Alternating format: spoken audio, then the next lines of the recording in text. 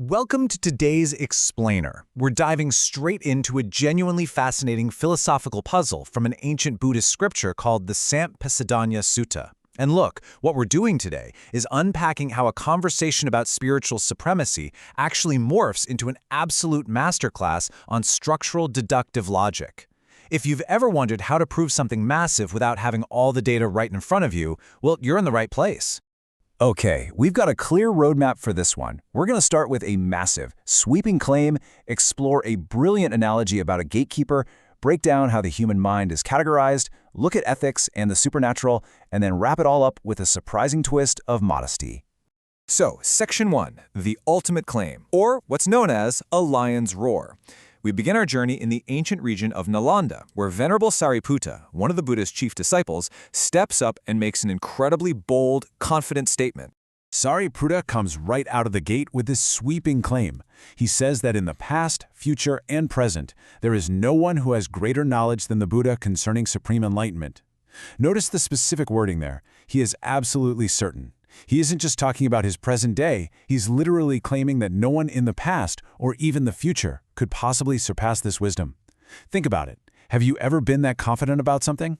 It is a massive, absolute statement of faith.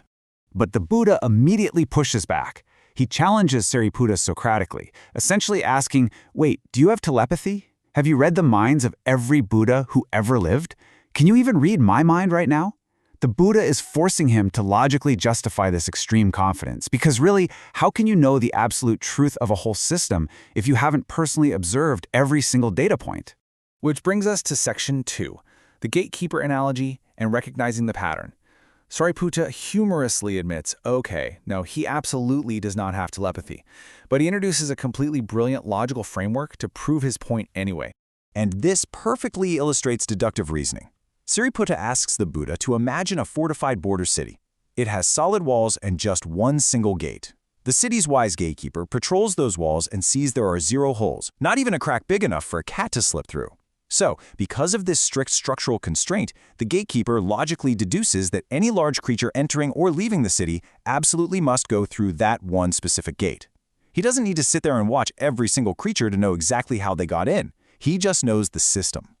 So how does Sariputta apply this to enlightenment? Well, he realized that the Buddhist specific framework, abandoning the 5 hindrances, establishing the 4 foundations of mindfulness, and developing the 7 factors of enlightenment, is that inescapable gate.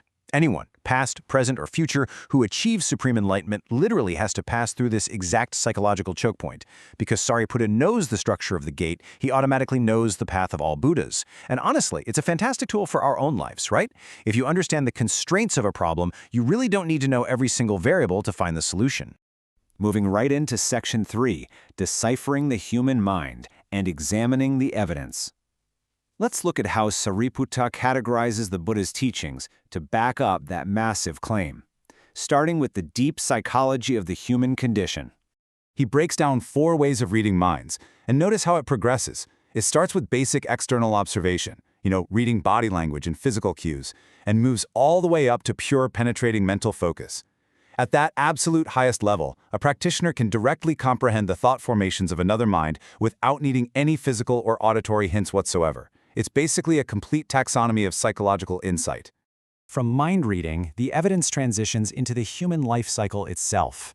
And what's truly fascinating here is how systematically the text categorizes the 4 levels of consciousness when a being descends into the womb.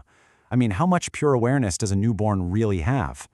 This framework ranges from being completely unaware throughout gestation and birth, all the way up to the supreme state of being fully lucid while entering, staying in, and exiting the womb. It is literally mapping out the absolute limits of human consciousness. Now for Section 4, Ethics and Spiritual Practice, the Superior Path. Next up, Sariputta outlines the supreme teachings regarding our daily conduct and the actual methodologies used for spiritual growth. He logically compares the different modes of practice. Now, a lot of times spiritual traditions assume that the harder and more painful the path, the better it is, right? But Sariputta points out the Buddha's supreme logic here. An inferior path is one that is agonizingly hard but yields really slow results. The truly superior path is structurally comfortable to practice and results in rapid, profound insight. The whole goal is efficiency and clarity. It's not about needless suffering. Building on that, he categorizes ultimate ethical behavior. And supreme conduct isn't about grand, impossible gestures. It's about hyper-focused discipline. We're talking about speaking only the absolute truth, avoiding malicious gossip that just divides people. Can you imagine just flat-out refusing to compete simply to stroke your own ego? Add to that strictly guarding your sensory inputs and practicing simple moderation in eating. It's a remarkably grounded, practical framework for everyday living.